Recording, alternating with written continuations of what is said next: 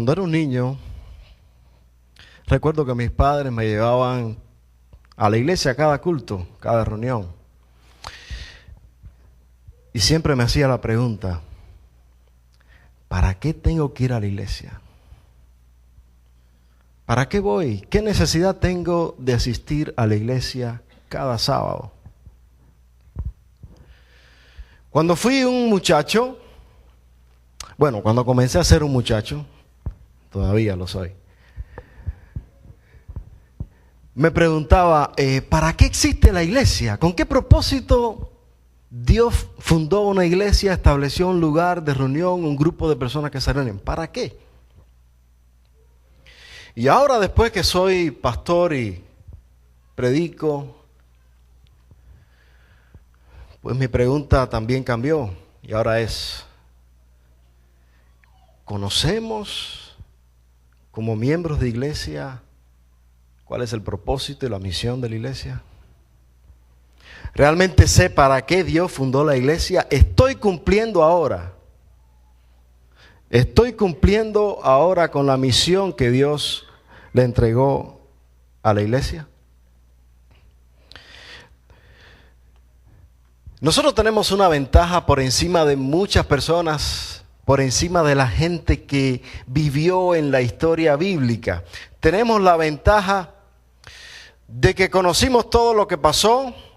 Tenemos la ventaja de que escuchamos hablar de Jesús, de su primera venida, y hoy celebramos todos la Navidad, del nacimiento de Jesús, y podemos ver qué fue lo que hizo Jesús cuando vino a la tierra, y nos explica un poquitico para qué existe la iglesia.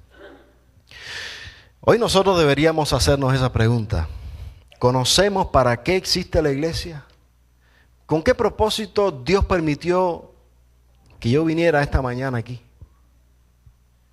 Y estamos cumpliendo con la misión que el Señor nos dejó a nosotros. Ahora, ¿saben que cuando Jesús vino a este mundo encontró un pueblo creyente, judío, estudioso de la Biblia, pero que estaba distraído? Aparentemente habían perdido el rumbo. Ustedes conocen qué fue lo que pasó. Dice la Biblia que a los suyos vino, pero los suyos no le recibieron. ¿Cómo estaba el pueblo judío cuando Jesús vino? Estaba distraído. Estaba desenfocado completamente del rumbo, del sentido de vida que Dios les había dado desde hacía muchísimos años como pueblo escogido. Yo quiero que me acompañen a leer en el libro de San Lucas, capítulo 4. Y vamos a comenzar a recordar qué es lo que Dios quiere para la iglesia, qué fue lo que Él vino a revelar, cuál es la misión y qué es lo que nosotros debemos vivir como cristianos. San Lucas, capítulo 4.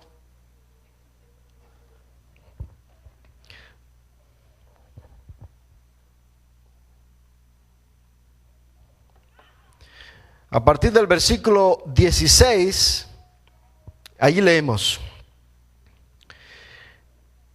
Jesús fue a Nazaret, donde se había criado, y conforme a su costumbre, el día sábado fue a la sinagoga y se levantó a leer. Hasta aquí estamos bien. Jesús está demostrándole a todo el mundo la costumbre que él tenía de ir a la iglesia el día sábado, al igual que todos nosotros. Versículo 17, le dieron el libro del profeta Isaías, y al abrirlo, halló el lugar donde estaba escrito: el Espíritu del Señor está sobre mí, por cuanto me ungió para dar buenas nuevas a los pobres. Me envió a sanar a los quebrantados de corazón, a pregonar a los cautivos libertad, a los ciegos vista, a dar libertad a los oprimidos, y a predicar el año favorable del Señor. Después enrolló el libro, lo dio al ministro y se sentó. Dice la palabra de Dios que los ojos de todos se fijaron en Jesús. Y empezó entonces a decirles: hoy se ha cumplido esta escritura que acabáis de oír. Hasta aquí todo está muy bien. Sin embargo, el mensaje que Jesús estaba dando hasta ese momento no estaba provocando muchas reacciones problemáticas. El profeta Isaías estaba diciendo a qué iba a venir el Mesías. Todos sabemos que el Mesías vino ¿a qué cosa? ¿Qué leímos? A salvarnos de nuestros pecados. ¿A qué más? A dar buenas nuevas de salvación, ¿ok? A dar libertad a los cautivos, a dar vista a los ciegos, a predicar el año favorable. ¡Qué bien! Todo muy bien. Pero si nosotros vamos al versículo 28 y 29, vamos a ver que ocurrió algo inesperado. Vamos un poquitico más adelante, versículo 28 y 29, y todo viene porque Jesús comienza a decirle, miren, hay algo más importante. Cuando en el pueblo de Israel y en muchos lugares que no eran el pueblo de Israel, habían personas necesitadas, había una viuda allí pobre, la salvación vino para una viuda que no era de Israel. Y cuando habían enfermos en todas partes y habían leprosos en todas partes, el milagro no vino para un leproso del pueblo de Israel, vino para un leproso fuera del pueblo de Israel. ¿Qué está pasando? Aquí en este momento, versículo 28 dice que al oír estas cosas, todos en la sinagoga se llenaron de ira, se levantaron y lo echaron fuera de la ciudad. Y lo llevaron a la cumbre del monte sobre el cual estaba edificada la ciudad para despeñarlo. ¿Por qué? Porque el pueblo estaba distraído. ¿Por qué la salvación vino por una viuda fuera del pueblo de Israel? Porque el pueblo de Israel estaba distraído. ¿Por qué los leprosos que fueron sanados no eran de Israel? Porque los de Israel, ¿cómo estaban? Distraídos. Y ahora Jesús viene a predicar la salvación, Jesús viene a dar libertad, a traer mensaje de esperanza, sanidad. Y los judíos, su propio pueblo, ¿qué hace? Lo echan de la sinagoga, lo sacan de la ciudad y tratan de tirarlo por un precipicio para abajo. ¿Por qué? ¿Cómo estaba el pueblo? Estaba distraído. Tan distraídos estaban ellos que no podían cumplir la misión que Dios les había dado como pueblo escogido.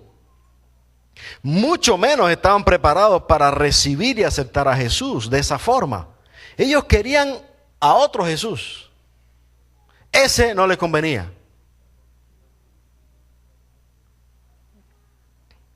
¿Cuál había sido la misión para Israel en aquella época? El pueblo de Israel del Antiguo Testamento. Sencillo, ellos debían ser un centro de adoración donde todas las naciones pudieran venir de sus alrededores, todos vinieran al centro de adoración a conocer a Dios y adorarlo. Pero sabemos que el pueblo de Israel falló en esa misión. Y lo vemos porque en los días de Jesús, ¿cómo estaba el templo? El templo en los días de Jesús era una bolsa de valores, era un centro de negocio. Prácticamente no tenía nada que ver con lo que había sido originalmente preparado. El pueblo estaba distraído, había perdido el rumbo que Dios le había propuesto desde el principio. Al punto de que Jesús llega, ¿recuerdan? ¿Recuerdan que Jesús había sido echado del templo en una ocasión, de la sinagoga? Ahora Jesús llega al templo y se encuentra la gente por todas partes del atrio allí negociando y vendiendo. No tienes una ovejita para, no importa, mira, aquí te la ofrezco baratica, vamos, aquí mira, esta tiene una manchita ahí abajo, pero te la puedo rebajar si la quieres, y ahí empezaban a negociar. Así estaba el templo, todo el mundo en el negocio, todo el mundo buscando la mejor vida, buscando ganar dinero. Se habían desenfocado completamente, estaban distraídos. Jesús llega y contempla todo ese show, todo ese espectáculo en su casa. ¿Y qué hace? Ahora él, que había sido echado del templo en una ocasión, es él quien echó del templo a toda aquella gente. Ahora, me llama la atención las palabras de Jesús en este incidente. Porque no sé si ya hemos comenzado a poner un poquitico las cosas que hemos hablado, que hemos leído a nuestra aplicación personal, hoy, ahora, para nosotros. Jesús les dice, mi casa es ¿qué cosa? Casa de oración. Y ustedes la han convertido en una cueva de ladrones. Palabras fuertes. Y a muchos de nosotros no nos gustan las palabras fuertes. Nos gusta que nos traten así, suavecito, que todo está bien, que no hay nada mal. Pero cuando Jesús habla fuerte, porque dice que la palabra, la Biblia es la palabra de Dios. Y la palabra de Dios es una espada de dos filos que penetra y parte y entra hasta el fondo, pero no entra para matar, entra para dar vida. Y ese es el propósito que Dios tiene en su palabra. Y a mí me pone a pensar, porque la casa de Dios es casa de oración, y una de las cosas que menos hacemos en la iglesia es orar.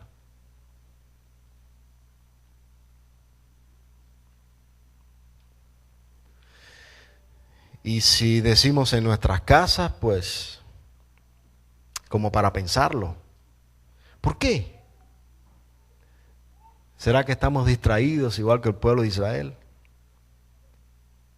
¿Cómo podía ahora Jesús reenfocar, redireccionar toda aquella situación en que se había convertido el pueblo de Israel y que Él había venido a salvar a esa gente? ¿Cómo Él podía reenfocar? Claro, sabemos que con su muerte en la cruz, Él extendió la salvación, la esperanza para todo el mundo. Pero el Señor nos enseñó que la mejor manera de enseñar es con el ejemplo. La mejor manera de predicar es con el testimonio personal. Y en Mateo capítulo 4 podemos leer, San Mateo capítulo 4, podemos ver cuál era la rutina de Jesús durante su ministerio. San Mateo capítulo 4.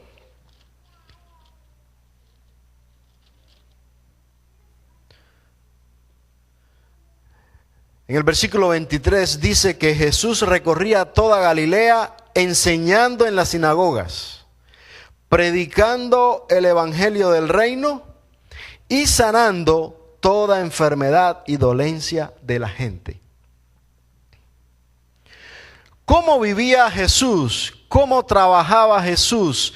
¿Qué hacía Jesús? ¿Cuál era su rutina? 3 cosas. ¿Quién pudo encontrarlas ahí? Número 1. Enseñando. Número 2. Predicando. Y número 3. Sanando. Es un breve resumen de cuál es la misión de la iglesia. Enseñado por Jesús mismo a través de su ministerio, a través de su testimonio personal. Eso es lo que yo quiero que hagan. Pero nosotros a veces estamos distraídos en tantos quehaceres, en tantas responsabilidades, en tantos problemas de la vida, que nos desenfocamos del objetivo. O pensamos que ya llegamos, que ya lo que estoy haciendo, ya eso es todo. Y nosotros necesitamos redireccionar nuestro enfoque para no perder el rumbo que Dios ha establecido. Jesús trataba de poner las cosas en su lugar. Recordemos, Jesús dijo, la casa será llamada casa de oración. Y ahora nos dice, hay una triple misión de la iglesia. Yo me pregunto, ¿de qué manera mi vida personal está cumpliendo esta triple misión? ¿O estoy distraído en mi casa, en mi trabajo, en la escuela, en lo que yo hago diariamente? Ahora, no solo eso. Pensemos en mi ministerio en la iglesia, aquellos que dirigen un departamento, aquellos que están activos en un ministerio en la iglesia.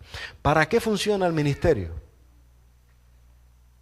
¿Con qué propósito? ¿A dónde nos dirigimos? Tiene que ir dirigido a ese camino, a ese rumbo que Dios ha establecido. Dios no ha establecido que el propósito de un programa de la iglesia sea sencillamente decir, lo hice, quedó bonito, felicidades, muy bien, pero si no es parte del objetivo, si no es parte del rumbo que Dios ha establecido, vale cero. ¿Qué quiere decir? Que si el ministerio que yo llevo no enseña, no predica, no sirve a la gente, para Dios no vale. Y es que el enemigo, así como logró distraer a los judíos, está logrando distraernos a nosotros también. Y nos entretiene en discusiones baratas, nos entretiene en tareas de segundo plano cuando hay tanta gente necesitada esperando una mano amiga que lo levante. Cuando hay tanta gente que solo está esperando una invitación para venir a la iglesia, para estudiar la Biblia. Donde hay tanta gente que hoy quizás están aquí y nadie le ha ofrecido un abrazo, un saludo o una visita a su casa. ¿Cuáles pueden ser esas distracciones que me tienen a mí desenfocado del rumbo que Dios me dio? Cada uno puede pensar para sí mismo, ¿qué me tiene distraído a mí? Pero realmente el enemigo está metiendo en mi vida, está metiendo incluso dentro de la iglesia aspectos, temas de discusión, actividades, ocupaciones que nos hacen perder el tiempo y que nos desenfocan del ministerio que Dios nos ha dado. Pero para darnos cuenta necesitamos saber cuál es exactamente esa misión de la iglesia. ¿Qué es lo que va a pedir cuenta Jesús cuando venga por segunda vez? ¿Qué va a preguntarme Jesús cuando Él venga por segunda vez? Todos esperamos esa segunda venida, amén, es nuestra esperanza, sí o sí. Gloria a Dios. Si estamos aquí pensando en que cuando salga de aquí mis pecados están perdonados y ya no necesito más nada, estoy frito. Si estoy aquí en la iglesia solamente para decir, mi conciencia está tranquila, cumplí con el Señor, voy a vivir el resto de la semana para trabajar, para ganar dinero y se acabó, estoy perdido. Hay una sola cosa que puede darme sentido a mi visita a la casa de Dios. Hay una sola cosa que puede dar sentido a mi vida. Es la esperanza de que Cristo viene por segunda vez. Si no, ¿para qué vivimos? Si no, ¿qué hacemos aquí? ¿Qué nos va a preguntar el Señor cuando venga por segunda vez? San Mateo capítulo 25 nos cuenta una escena bien conocida por todos. Vamos a recordarla. San Mateo capítulo 25,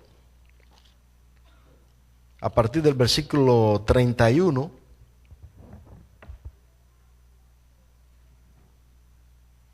Vamos a ver qué cosa es lo realmente importante como cristianos, como iglesia. Cuando el Hijo del Hombre venga en su gloria y todos los ángeles con él, entonces se sentará en su trono de gloria. Y serán reunidas ante él todas las naciones. Y separará los unos de los otros como el pastor separa las ovejas de los cabritos. ¿Okay? Unos a la derecha, otros a la izquierda. Y el rey, versículo 34, dirá a los de su derecha: venid, benditos de mi Padre, heredad el reino preparado para vosotros desde la fundación del mundo. ¿Por qué? Porque tuve hambre y me disteis de comer. Tuve sed y me disteis de beber. Fui forastero y me recibisteis. Estuve desnudo y me cubristeis. Enfermo y me visitasteis. Estuve en la cárcel y vinisteis a mí. Entonces los justos responderán diciendo, me imagino un poco confundidos: Señor, ¿cuándo te vimos hambriento y te sustentamos, o sediento y te dimos de beber? ¿Cuándo te vimos forastero y te recibimos, o desnudo y te cubrimos? ¿Cuándo te vimos enfermo o en la cárcel y fuimos a verte? Y el rey les dirá: os aseguro, cuando hicisteis a uno de estos mis hermanos más pequeños, a mí lo hicisteis. ¿Qué es lo que realmente importa en la segunda venida de Jesús? ¿Qué es lo que Dios te va a preguntar cuando Él venga por segunda vez? Él no nos va a preguntar cuánto dinero ganamos, Él no nos va a preguntar cuántas donaciones hicimos. Él no nos va a preguntar cuántos cargos tuvimos en la iglesia. ¿Qué nos va a preguntar el Señor?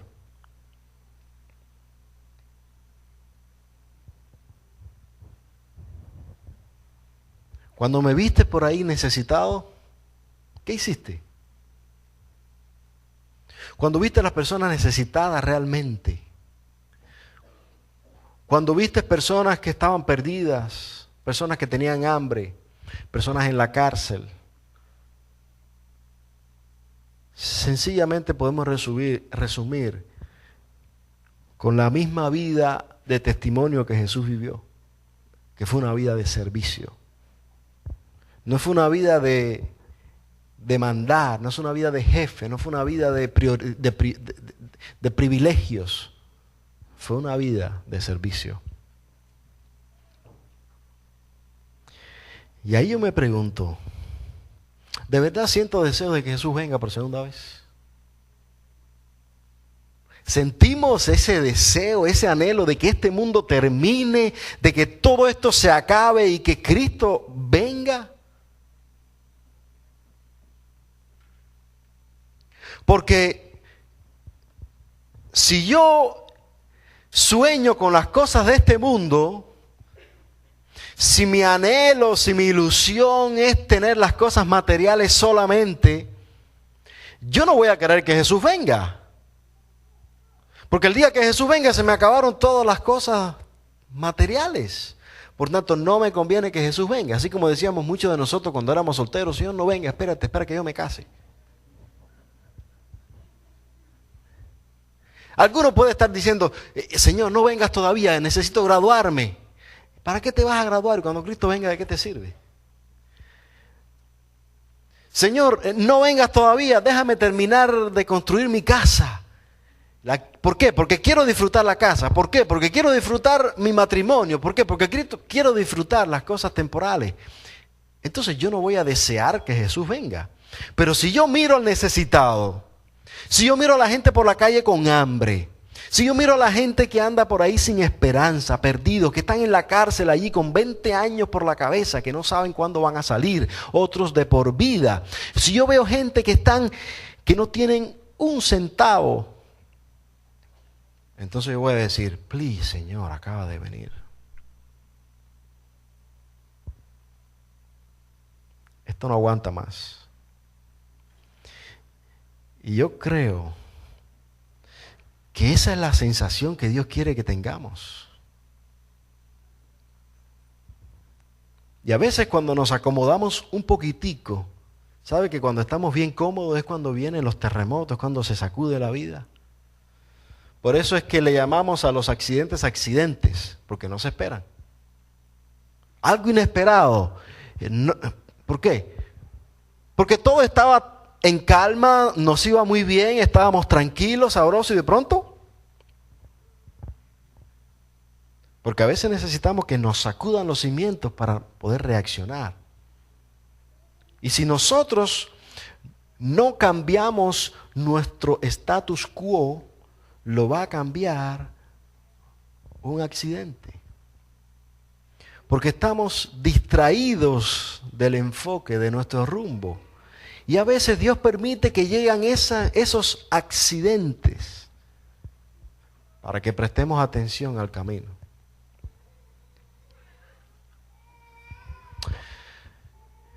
¿Qué me va a preguntar Jesús a mí cuando venga por segunda vez? ¿De verdad tengo deseos de que Jesús venga? Pues no nos dejemos más distraer por las cosas de este mundo. No nos dejemos más distraer porque tengamos un templo bien bonito con todas las condiciones.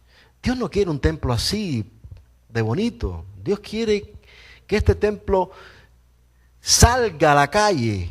Dios quiere una iglesia que salga al mundo, una iglesia sin paredes.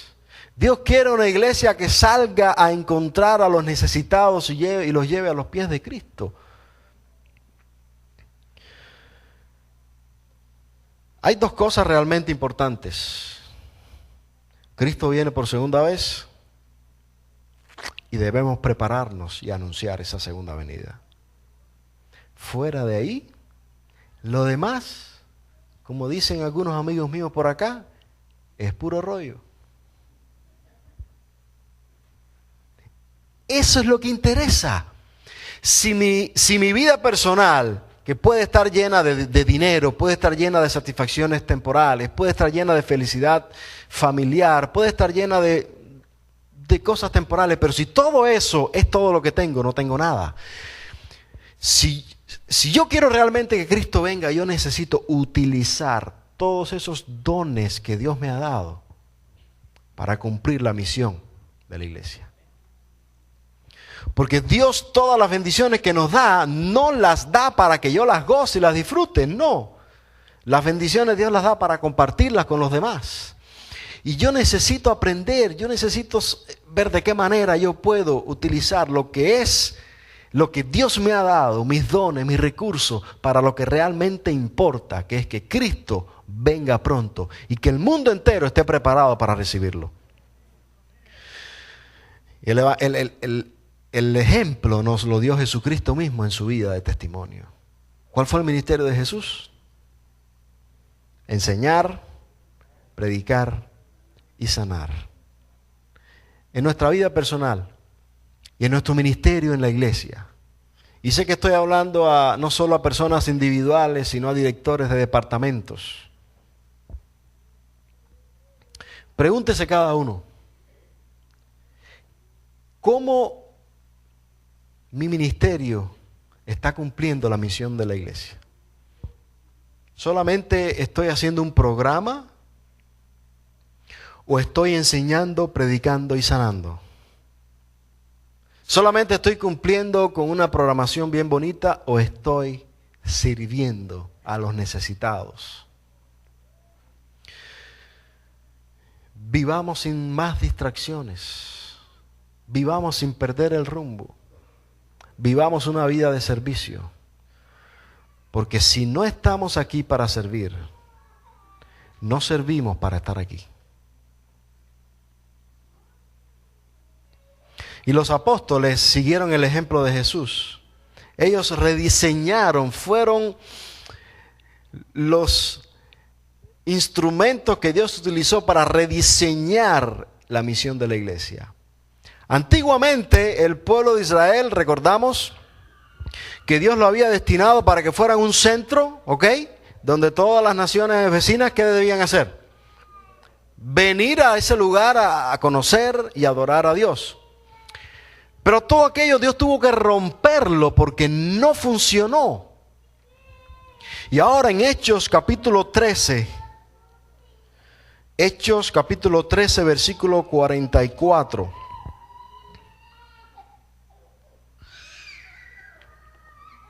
Hechos capítulo 13, versículo 44 en adelante leemos.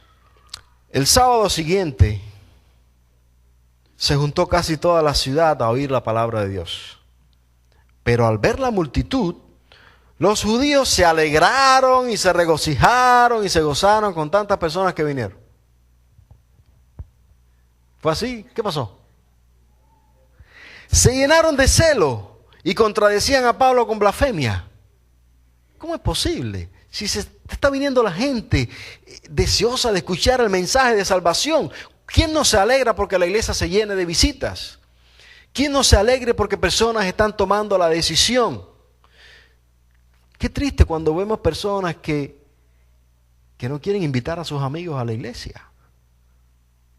Porque cuando los invitan y algún instructor bíblico se acerca y les pide, vamos a estudiar la Biblia, entonces el miembro de iglesia es el que le dice, no, todavía es muy temprano, no, dele tiempo. Qué triste ver padres, miembros de la iglesia, que todavía dicen que su hijo de 10 años es muy pequeño para tomar la decisión del bautismo. Que no lo apure.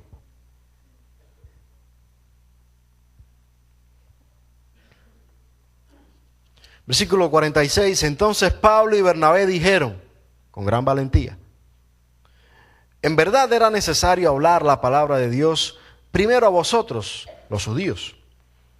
Pero como la desecháis y os juzgáis indignos de la vida eterna, ¿nos volvemos a los gentiles? Porque así nos ha mandado el Señor. Te he puesto por luz de los gentiles para que sea salvación hasta lo último de la tierra. Y al oír esto, los gentiles se alegraron y glorificaron la palabra del Señor y creyeron lo que estaba designado para la vida eterna. Y la palabra del Señor se difundía por toda la región. Y el versículo 52 dice, los discípulos rebosaban de gozo y del Espíritu Santo. Mis hermanos, queremos destacar aquí 4 cositas. Primero, pase lo que pase, sigue enfocado en la misión. Digan lo que digan, pase lo que pase, sigue sin perder el rumbo. Va a venir oposición. Va a venir problemas. Sigue sin perder el rumbo. ¿Por qué? Porque la luz nadie la puede apagar. Tú la puedes rechazar, pero no la puedes apagar. Y la luz de Cristo el Señor nos ha dado para que nosotros seamos esa luz y que el mundo nos vea. Y por vernos a nosotros sienta el deseo de seguir a Jesús. Y la pregunta es, pregunta difícil para mí, para todos. Cuando la gente me ve, me mira, ¿siente deseo de hacer lo que yo hago, de vivir como yo vivo, de ir a la iglesia a que yo voy?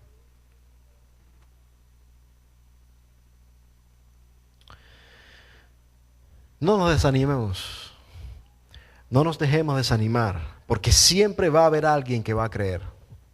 Nada podrá impedir que el Evangelio llegue a todo el mundo y los verdaderos discípulos se van a gozar. La salvación es real. El éxito está destinado para todos. Y si hoy nosotros todavía no hemos tomado la decisión de abrir el corazón a Jesús, si hay personas que están hoy aquí que todavía necesitan decirle a Jesús, te acepto como mi Salvador, quiero aprender de ti, quiero ir contigo cuando vengas por segunda vez, hoy es el día para tomar esa decisión. ¿Por qué? Porque la luz de Cristo está disponible para todos. Porque hoy es el momento de tomar la decisión de acercarse a Jesús y decir, te acepto como Salvador. Y el verdadero gozo lo vamos a disfrutar si nosotros tomamos esa decisión. Y si después, como discípulos de Jesús, somos ministros del Evangelio. Hoy nos toca preguntarnos, ¿de verdad queremos que Jesús venga? No perdamos el rumbo. Preguntémonos, ¿de verdad quiero que Jesús venga? ¿De verdad estoy viviendo como si mi patria, mi hogar no es este mundo, sino es el reino de los cielos? Anhelo con todo el deseo que Jesús venga por segunda vez. No nos dejemos distraer más por los pequeños asuntos que el enemigo ponga a nuestro alrededor, en nuestro medio. Mantengamos enfocado en el servicio. Esa es la misión de la iglesia. Ayudar a la gente, predicar el evangelio de salvación, decirle a todo el mundo, Cristo viene y viene pronto. Ese es el objetivo de cada departamento, de cada área, de cada ministerio de la iglesia. Por eso mientras escuchamos este canto, me gustaría que cada uno de nosotros pensemos y tomemos una decisión personal, cada uno. Quiero que Jesús venga y quiero vivir una vida de servicio. Para cuando Él venga por segunda vez, yo estar en ese grupo que encontró a Jesús entre los pobres, los hambrientos, los desnudos, los presos, los necesitados. Y yo no les volteé la cara, sino que les serví. Vamos a escuchar este canto y después yo voy a orar por cada uno de aquellos que ha tomado esta decisión.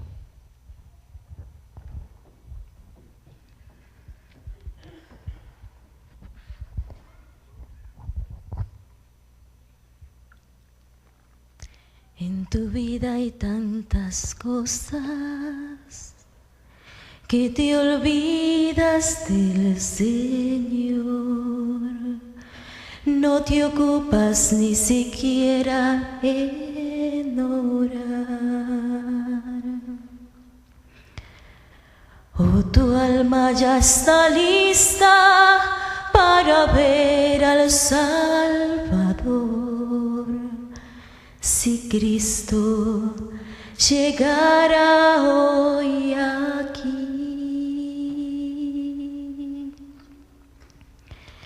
¿de verdad quieres ver a tu Rey y Señor? Es tu anhelo que vuelva Jesús. Tu vida confirma tu fe sin cesar. De verdad quieres ver a Jesús. Y tú dices, ven maestro, mas si Él llegara hoy, ¿podrías tú mirar su dulce faz? Hay pruebas que te agobian, pecados sin confesar, que te alejan de la eternidad. De verdad quieres ver a tu Rey y Señor, es tu anhelo que vuelva Jesús. Tu vida confirma tu fe sin cesar. De verdad quieres ver a Jesús.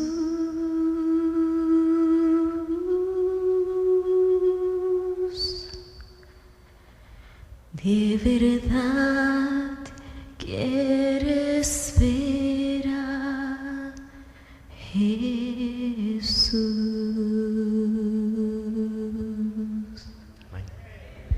Quiero invitarles a ponernos en pie para orar, por favor.